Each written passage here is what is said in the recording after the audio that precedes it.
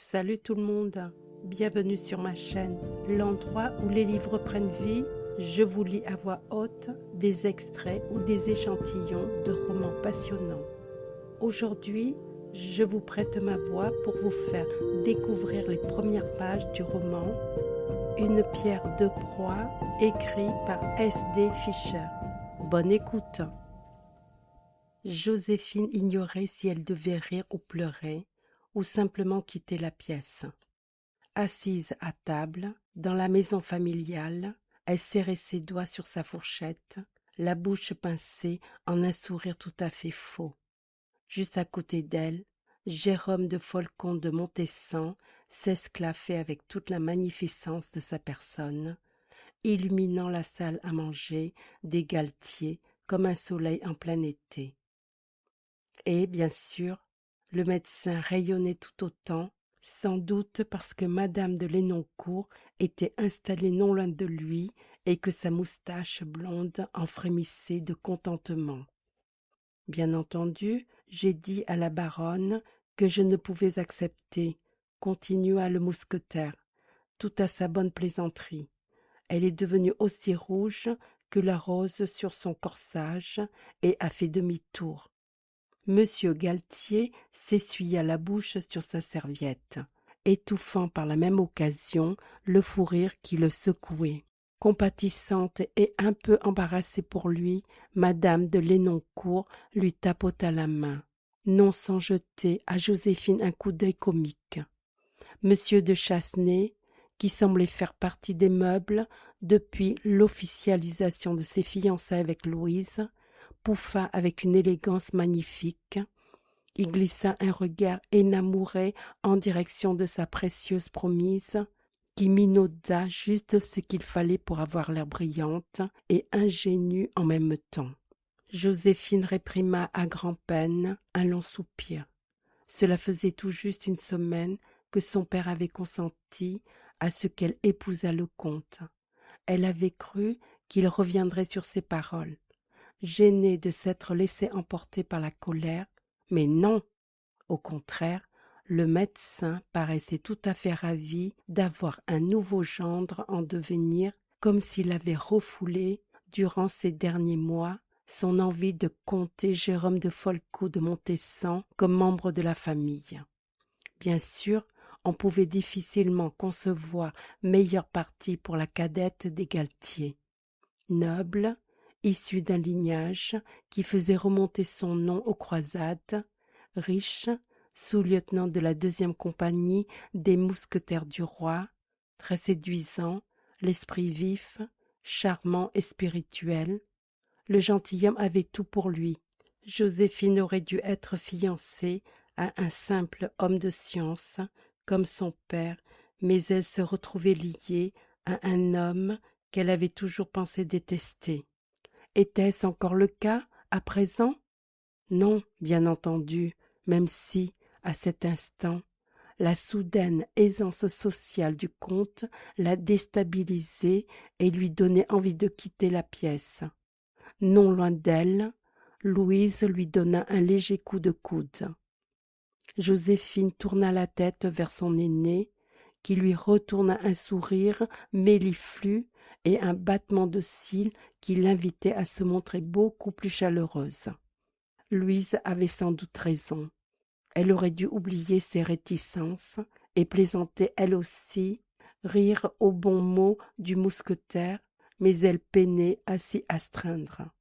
En partie parce qu'il se comportait comme s'il souhaitait encore séduire Henri Galtier, ou peut-être le demander lui-même en mariage, et c'était tout à fait perturbant. Comme s'il avait remarqué son trouble, le gentilhomme posa la main sur la sienne, dans une brève mais indéniable étreinte de ses doigts sur les siens. Joséphine se raidit et lui adressa un regard noir. Elle n'était absolument pas préparée à ce genre de geste, et encore moins en public. Et tout était si compliqué. Certes, oui, une partie d'elle fondait sous les attentions délicates de Jérôme. Quand il la touchait de cette façon, avec douceur, ou d'un discret effleurement sur sa joue, la manière dont il tentait, en vain, de remettre une de ses boucles rousses en place et ce regard pénétrant dont il la gratifiait parfois. Son cœur de jeune fille chavirait et ses entrailles se contractaient soudain. Elle rêvait de sentir à nouveau ses lèvres sur les siennes et ses bras autour de son corps, de se laisser aller à ce sentiment et n'y parvenait pas. Sans un mot, elle retira sa main dessous celle du comte. Il ne parut pas sans formaliser et concentra toute son attention sur monsieur Galtier.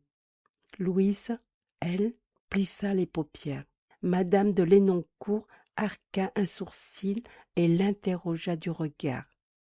Dieu qu'elle pouvait se montrer curieuse, quand l'envie leur en prenait.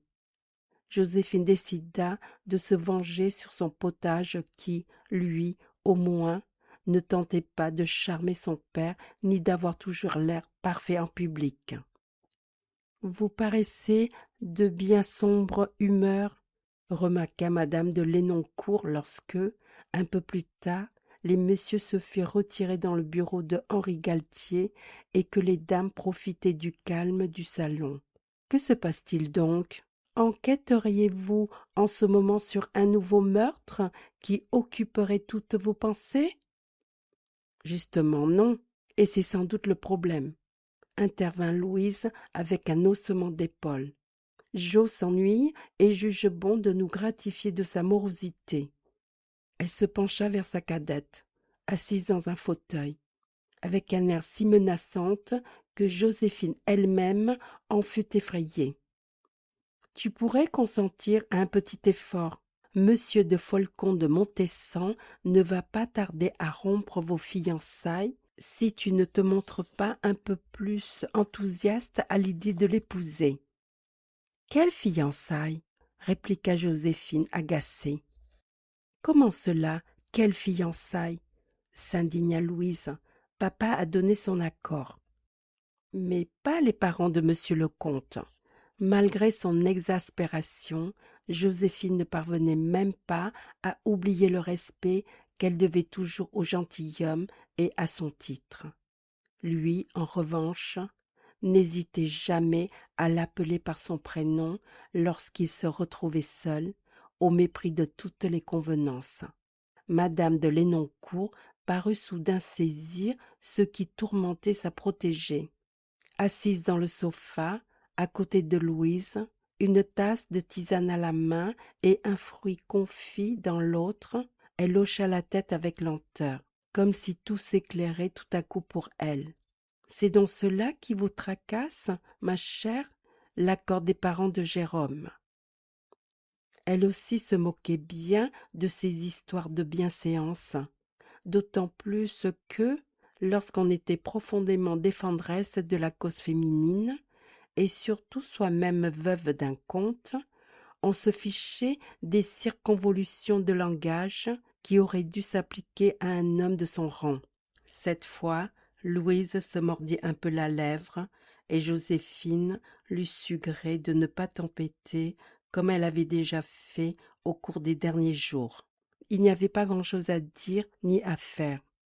Le gentilhomme n'avait pas l'âge de se marier sans l'accord de ses parents, à moins d'avoir dans sa manche un ami notaire qui eût pu falsifier quelques documents. Il ne pouvait pas échapper à la difficile étape qui consistait à se planter devant le marquis et la marquise d'Arlange et leur demander, de façon tout à fait officielle, l'autorisation d'épouser Joséphine.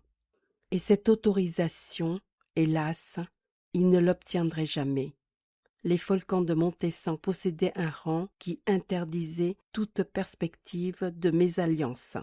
Leur héritier ne pouvait s'abaisser à s'unir à une bourgeoise, une simple fille de médecin, quand bien même celui-ci aurait sauvé la vie du chef de famille quelques semaines plus tôt.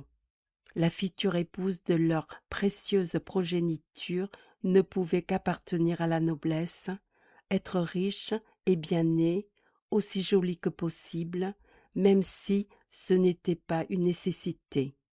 Mais elle devait, à tout prix, renforçait la place des Folcon de Montessan sur l'échiquier politique du royaume. Une duchesse ou une princesse ferait ainsi l'affaire, sûrement pas la fille d'un docteur. Et il n'y avait pas que cela. Joséphine avait peut-être parlé de la réticence de la marquise à ce qu'elle fréquentât son meilleur rejeton, mais elle n'avait pas osé évoquer les menaces qu'elle avait proférées contre son père et sa sœur. Discréditer le médecin, l'obliger à fermer son cabinet, faire courir les pires rumeurs sur Louise et rompre ses fiançailles avec Vincent de Chassenay, rien de moins que cela. Joséphine tremblait rien qu'en y repensant. Il ne s'agissait pas seulement d'éviter une mésalliance, mais bien de briser des vies. Joséphine pouvait-elle risquer le bonheur des siens par simple égoïsme? Elle ne s'était pas confiée au comte. C'était lâche, elle le savait.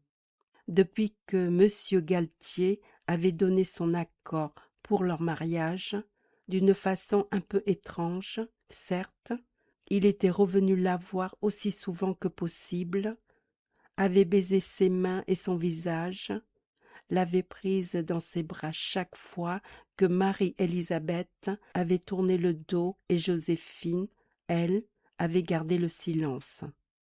Elle ignorait comment réagir. Parler? Dire la vérité? Expliquer au gentilhomme que tout ceci était un doux rêve? Qu'il n'existait aucun avenir pour eux, aucune fin heureuse?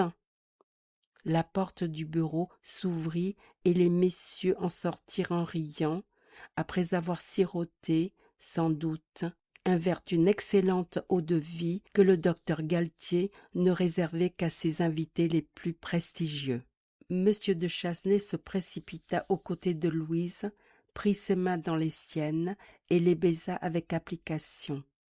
Un rouge parfait aux joues, l'aîné des Galtier le contempla par-dessus ses longs cils, dans une attitude qui amena une expression béate sur le visage du vicomte. Joséphine, elle, croisa le regard du mousquetaire. Un sourire en coin flottait sur les lèvres du gentilhomme, et il paraissait sur le point de proférer une de ces plaisanteries dont il avait le secret, celle qui exaspérait la jeune fille, tout en faisant battre son cœur plus vite. Il s'en abstint. « Il est temps pour moi de vous abandonner, déclara-t-il d'un ton tranquille.